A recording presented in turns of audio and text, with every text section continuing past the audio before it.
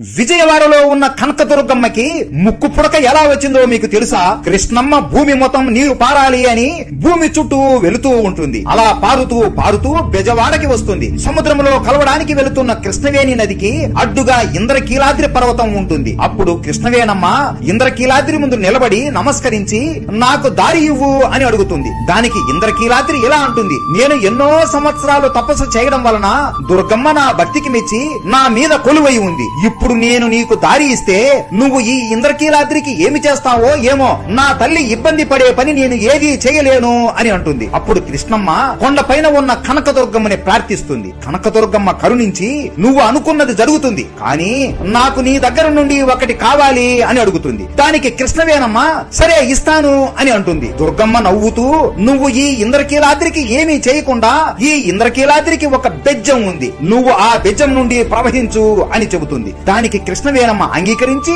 నీకు నా దగ్గర నుండి ఏం కావాలి అని అడగగా దుర్గమ్మ నవ్వుతూ నాకు నీ ముక్కు పుడక చాలా బాగా నచ్చింది, నాకు అది అరువుగా ఇవ్వవా అని అడుగుతుంది. కృష్ణవేణమ్మ సరే అని ఆమె ముక్కు పుడకని దుర్గమ్మకి అరువుగా ఇస్తుంది. అలా ఇచ్చి ఇలా అంటుంది, ఈ కలియుగం అంతం అయ్యే సమయంలో నేనే కొండ మీదికి ఎగసి నా ముక్కు పుడకని నేను తీసుకుంటాను అని చెప్పి ఇంద్రకీలాద్రికి ఉన్న బెజ్జం ద్వారా కృష్ణవేణమ్మ ప్రవహించి సముద్రంలో కలిసిపోతుంది.